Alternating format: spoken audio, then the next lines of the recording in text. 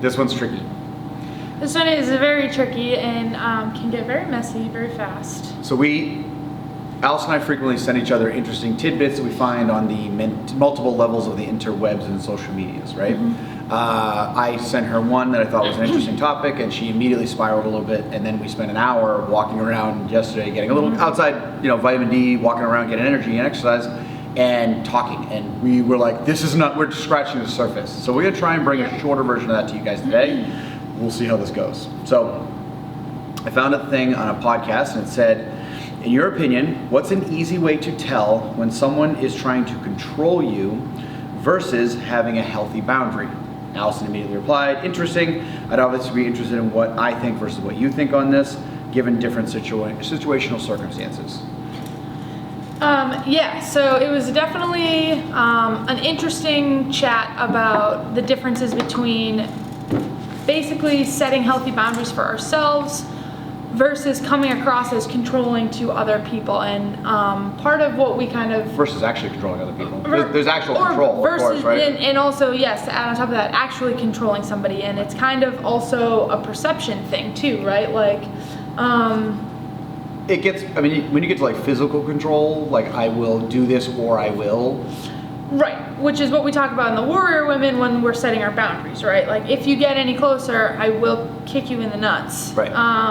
And that is a form of control, but it's also, again, Absolutely. keeping that boundary of I set this. So right. I think the first part of this is basically just explaining kind of what boundaries are, why they're super important to have and kind of stick to or follow.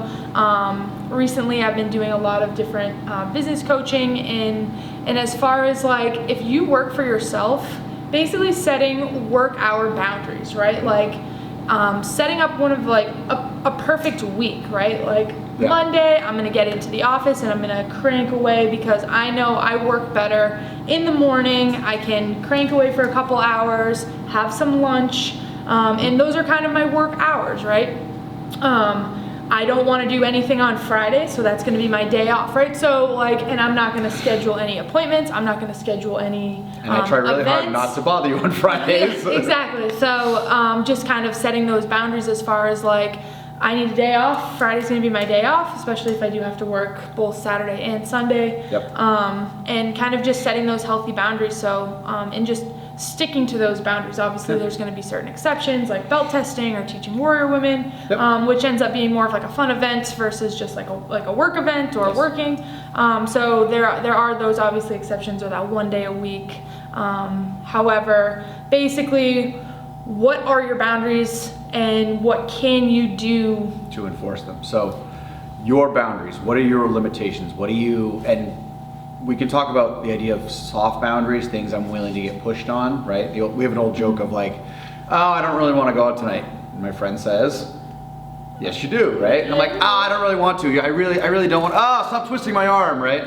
I don't want to have another beverage or another rib or chips or whatever it is, right? Those soft boundaries that we're willing to have played with, we think better of it. And then what are your hard boundaries? We all should have them. I hope our big thing is, step one in boundary setting is figure out your boundaries ahead of time. What am I not going, I'm just gonna hard no on this one. This is not happening to me, or this is not happening around me as much as I can, the ability to enforce as much as possible. And then, this is the one we talk about because we are a physical, kinetic training environment, and we are potentially talking about very icky stuff. What can I do to enforce those? We have 8-year-olds on the mat. They're a whole 70 pounds. How much can they do to enforce their boundaries? Their physics are limited, right? Allison is a strong, tall, athletic black belt. Her ability to enforce boundaries is much greater than some other people. So these are important things to consider for you. Add-ons to that? Not specifically. Okay. Just basically, and when we talk about it with our Warrior Women of, if you have a personal bubble, right? And my personal bubble might be different than Sensei Paul's or somebody else's, right? Like, my personal bubble is literally like on the other side of Willow Street. Like, don't even come anywhere near me. And when people start to encroach on that, it's more of like, can you not come into my personal space? Like, which of course is what everybody in class is like. Yeah, I know you're like 19 feet away from me and I'm basically yelling at you, but like, don't come any closer. But jiu-jitsu is like a brethren and we're all family and we love to. So basically like figuring out what you're comfortable with. Yep. And I just use that as an example, a very over-exaggerated example, but it could be something to do with your time, Yep. right? It could be family boundaries or friends, like friend boundaries, Yep. right? All circumstances, right? So that's the wargaming. Where, with family, what are my boundaries going to be? We'll probably dovetail on that a little bit later. With my friends, with strangers, right? We should have boundaries, considerations in our head. And when you're driving, guys, maybe turn off the music or the podcast for a minute and just think, in a social situation, what would I do? Yes. Right? If you think about the things ahead of time, the odds that you have a better response when icky things happen is much greater. If you've never thought about them, the idea that you're suddenly going to come up with the best solution on the planet, not a great idea. So some of this pre-work is super vital, and I think it's one of the most commonly forgotten things when people talk about boundary setting. They get to the physical, they don't do this ahead of time. Yes, and the other thing is it's so hard to kind of reverse your boundaries too. So like if somebody is making you uncomfortable at work.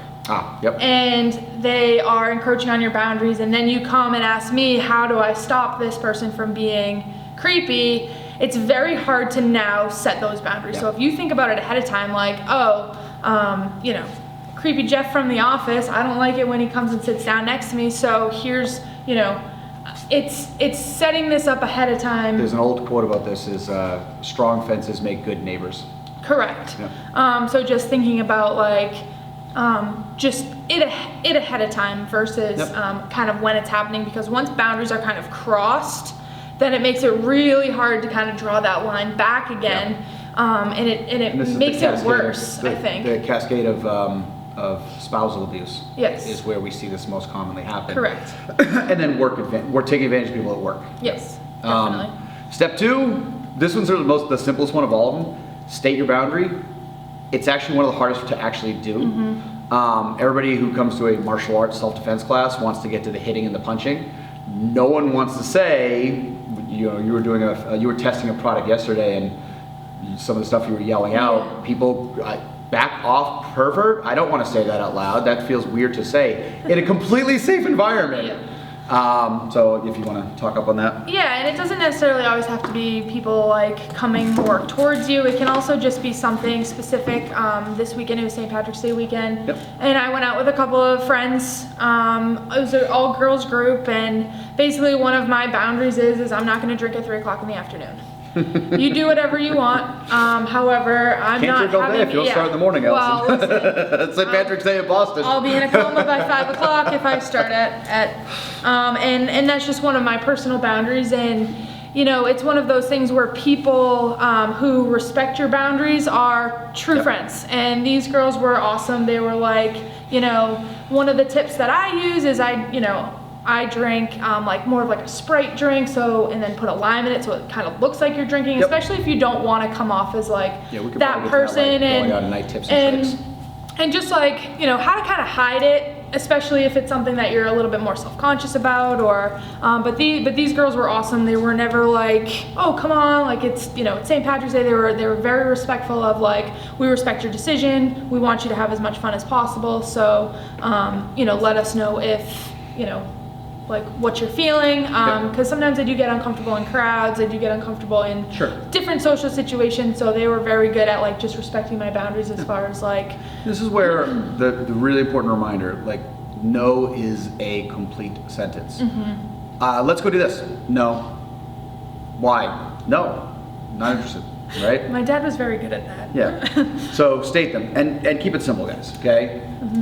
Round 3 is where it gets interesting, right? So if your boundaries are pushed or violated, we see there's probably hundreds of little variations on this one, kind of 3 big routes as to where this would go. So you may need to restate your boundaries. You know, there's a whole conversation we can have about like discounting your no, or trying to push the boundary limit without it going aggressive immediately. So you might have to restate your boundary. No. Well, why not? I want to be able to, no, you might have to be comfortable with resetting your boundary, number one. Number two, you generally, most of the time, will have an opportunity to leave, right? You can, as we like to say in jiu-jitsu, de-ask the situation by removing your butt from the circumstance. That is within your power. I have a running joke about like, I don't like carpooling because I like to be able to get out of there if I want to, right? Or at least it's me driving and other people can Uber home or taxi home or whatever else. Because I want to be able to Irish goodbye if I need to.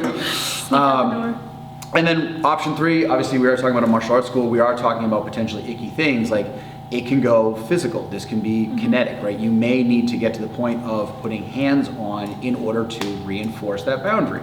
And these are all things you deal with in the Warrior Women settings. Yes. Yeah. So, and then four, like every good scientist, check for results and be prepared for potentially rough aftermaths.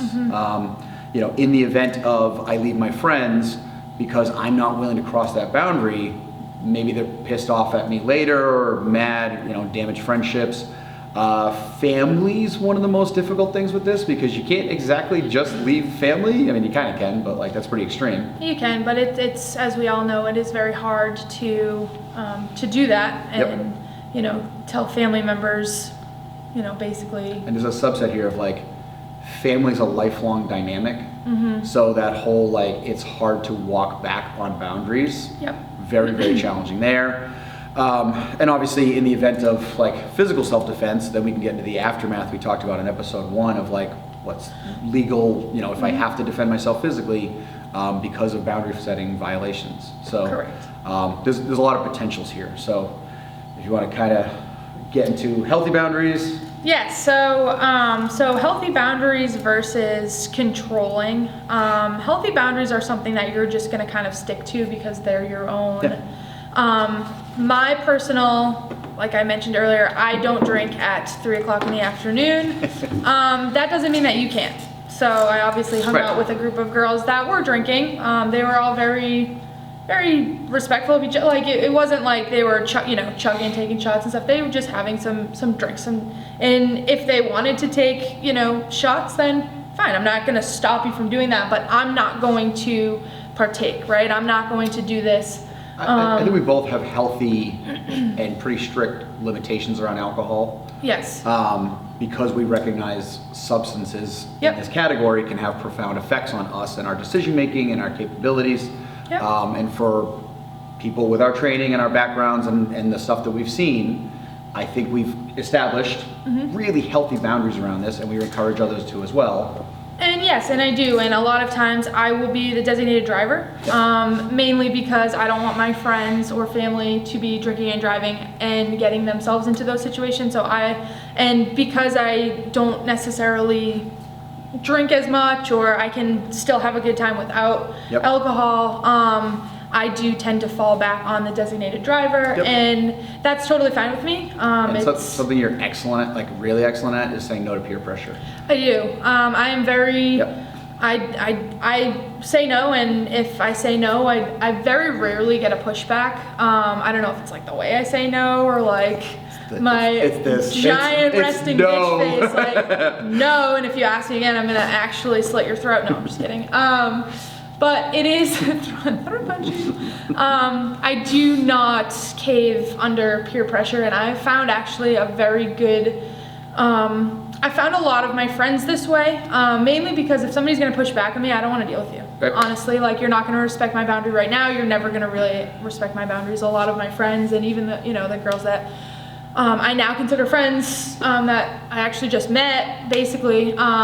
They were all very respectful. They were very nice. They were easy to talk to, and they never once, was like, oh, but we're doing this, so should you. And I think that's that healthy. As you get older, I think for teens in particular, peer pressure we know is challenging, right? It's deeply challenging because you're desperately afraid to not be part of the cool friend circle. And that's where I know my own experience. I know for most other people, I was pretty good at saying no because I was incredibly stubborn. I am very stubborn. Not much has changed in that regard, just an FYI. But it's very, very difficult. Teens are trying to figure out where they are in the world and what's happening, and that can be very difficult for that age category. We can start talking about domestic situations where you've dealt with some of those as well. You've had training with Voice Against Violence, right?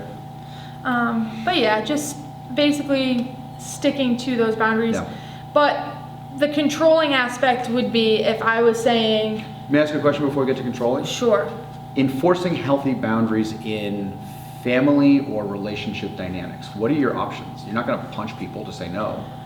No, but for family, like if there's a situation that you don't like, you can actually just leave the situation. Okay. I'm not going to be a part of this. And as far as like relationships, you can leave that person. And you can choose to not be in a relationship with that person, especially if they're not going to be respectful of your boundaries, especially if, they're not respecting you and what you think is a healthy boundary. And again, I'm not saying not to do this. Yep. Like, I'm not saying not to drink at 3 o'clock in the afternoon. Controlling would be actually physically like stopping you from doing that, like taking the drink out of your hand or locking you in the car or there may be moments where your friend is intoxicated and you're like, okay, your decision making has been revoked because I'm going to do the healthier, smarter thing. There are moments in time where good friends take care of each other, family, right? That happens to the best of us, but that's not what we're talking about, just to be clear. No, and there are definitely situations like, a parent and a child's dynamic. Yes, dads have to control their kids' behavior. Correct. So there's definitely dynamics. Right. We're talking about specifically like a relationship with somebody, a friendship. Well, adult family. Adult family, yeah. Which is when you're a child, but you're 35, and your parent is 50, 60, 70, whatever, the dynamics shift over time. Yes. That can be very hard for people to navigate, family dynamics, divorces and new couplings and things like that, right? So in family, it can be very challenging over time. And then, as you mentioned, relationships, all relationships in theory at all times are opt-in or opt-out. Correct. And that's, in our mind, we don't believe in hitting your spouse unless they're on the mat with you. That's a different story. Then we watch them beat the crap out of each other. It's really funny.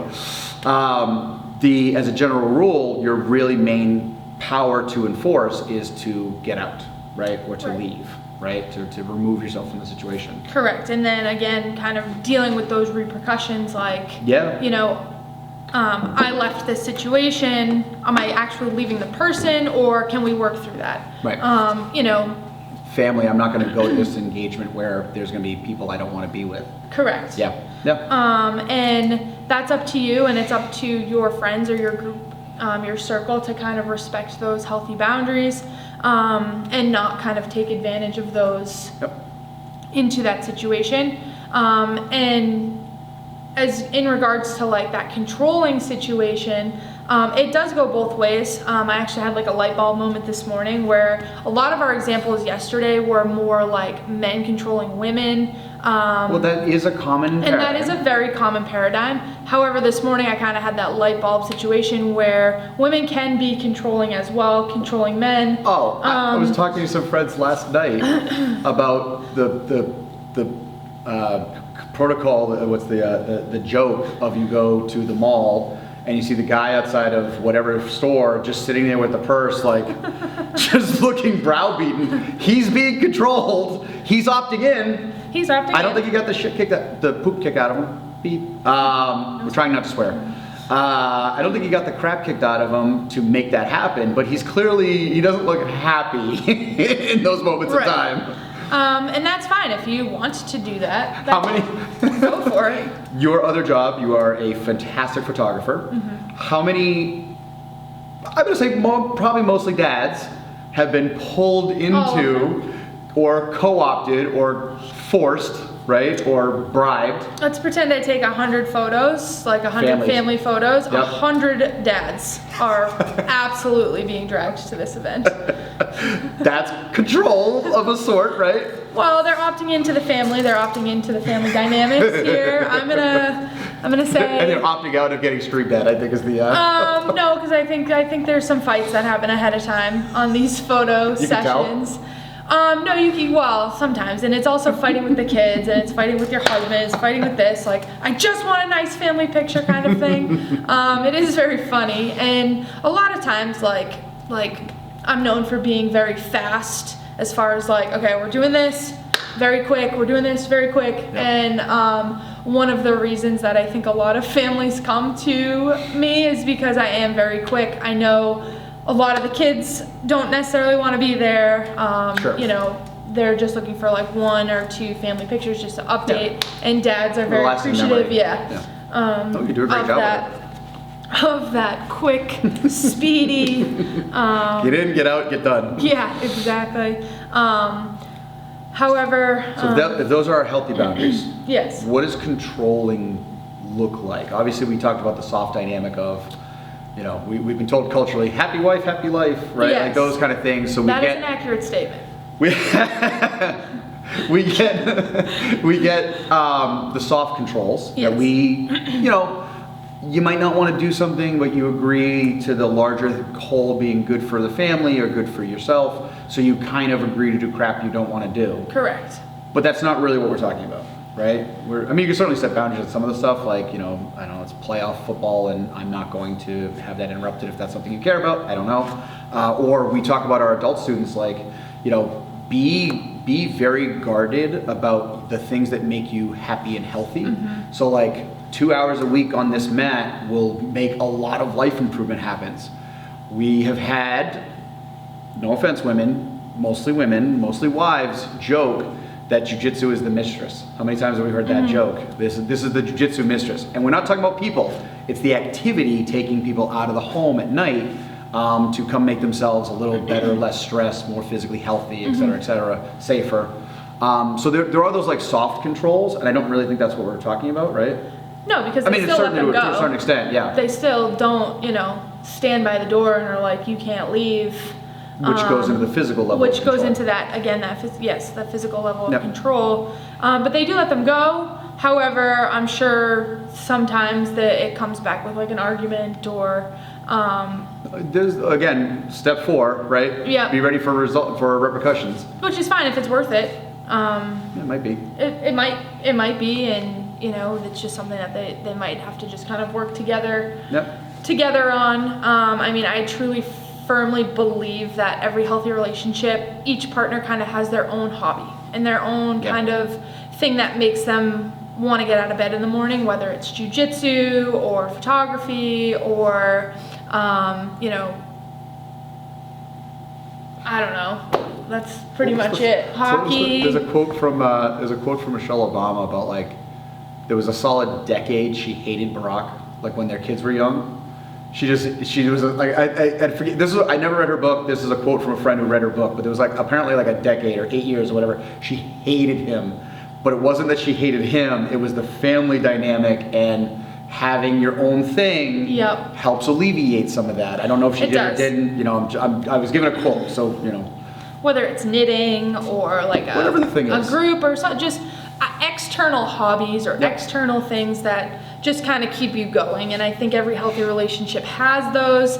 I think sometimes couples will do things together as well. Sure, and that's great too. And that's awesome. Yeah, exactly. If you can find something that you can do together. But even especially like when you have kids, and I think it's particularly a little bit more for moms, like to have a girls' night every once in a while, to be able to go out with your friends and kind of let loose for a little bit. Or I think it's very important to have maybe a hobby one day a week, maybe a book club or something that you enjoy doing, whether it's like reading or a physical activity like a soccer league. I know a couple of moms that were in like a soccer league or like I play hockey jiu-jitsu, watching the moms kick the crap out of each other, venting their mom rage upon each other is great. I play hockey on Sunday nights, and there's a handful of moms that kind of just play, or you know, a handful of wives or whatever, and it's just kind of nice to just have that 2 hours to yourself with a group of people that are doing a similar activity, whether it's jiu-jitsu, hockey, knitting, and I do think that is super important for a healthy relationship, and those boundaries on both sides, right? Like if somebody's like, you know, you can't do this, I'm not going to let you do this, then that's controlling. Right. If it's, I like that you do this and you come home, in X form, I don't necessarily like how that makes you. However, I'm still going to allow you to do this, or I think this is good for our relationship. Right. And they're setting a boundary as far as like, we have 3 kids and you coming home at 2 in the morning is not necessarily beneficial for our kids. That's that healthy boundary of like, you can still go, but just know some of the repercussions and the choices that you make out might trickle back on our kids, or might trickle back on this, this relationship or whatever. So that's kind of the difference between that healthy boundary and that controlling element. There's a very sticky point to this where you have a relationship with somebody, familial, couple, whatever, and they have a behavior that you struggle with, right? So I'll use myself, my own personal example. My whole life, my mom was a smoker, right up until a heart incident, and she made her not a smoker anymore. And from the time I was a little kid, once I learned how bad cigarettes are for you, I think I was in like 7th grade, I did a science experiment on it, and it was like, oh my God, this garbage is going into your lungs. I then spent the next 30 years trying to get her to stop smoking. Yeah. What did that look like? It was trying to give her good information. It was trying to, encourage her. It was some poking and prodding, a little cajoling, right? I can't physically slap the cigarettes out of her hands. You can, I'm not going to do that, right? In theory, I think that's the boundary between like the healthy boundary. You're not going to do this in my car. This is my car. If you're coming with me and I'm driving you, you're not doing this in my car.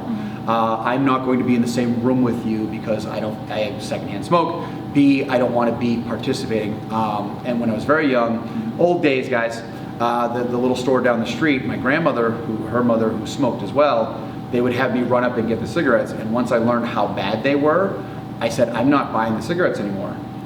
And I got a lot of pushback. Well, that's inconvenient for us, said in other terms. And I stuck to my guns. I said, no, I don't want to participate. I don't want to help to kill Nana, I think was my quote at age 12. Eventually I was out. I wasn't going to buy them anymore. But that's like, there's a physical control, right? I got a lot of pushback from, how inconvenient it was for everybody. But I wasn't like dragged by the ear up to the store and made to, which wouldn't serve the purpose anyway. So it gets tricky with some of those toxic or self-harming behaviors. We talk to a lot of parents and their kids are going through stuff and they're not going to school, or they're damaging themselves, or anorexia, bulimia, these type of things. And there's only so much you can do. Correct. Right? There's only so much you can actually push and do. And it again, that boundary versus a control element it's a fascinating, deep well of conversation. It is, and it obviously, like, we've been chit-chatting about this for about a half hour here. Yeah, 2 days. Really? And just the examples of the differences have, and I'm sure as we're talking about this, you could think of your own examples or own situations in life about how, there is a very difference between me having just a healthy boundary versus me trying to actually control somebody. And I think of just personally, boundaries are just kind of things like that I can control. Yep. I can control, my own schedule. I can control my own life, right? Like, I don't have to do things that you're doing. And I don't necessarily, like, I truly believe, like, you are your own person. Yeah. I've learned for many, many years that you can't force people to change. You can't force people to, everybody's heard the expression, you can lead a horse to water. And all I can kind of do is kind of help lead to water. However, like, if it crosses a boundary, then I'm out. And we're in the job, the career of helping people change. Yes. It can be very challenging because we have people who come to us to opt into changing and making healthy changes. And then we see it in other people in our lives, and we want to encourage them and give them good information and give them good motivation. And if they don't want to, there's really nothing you can do to make them. Correct. I mean, within healthy boundaries. Well, again, yeah, that's I'm sure there's so much. We're probably going to revisit this in the future, but we're really trying to keep it to 30 minutes. So we're going to sign off.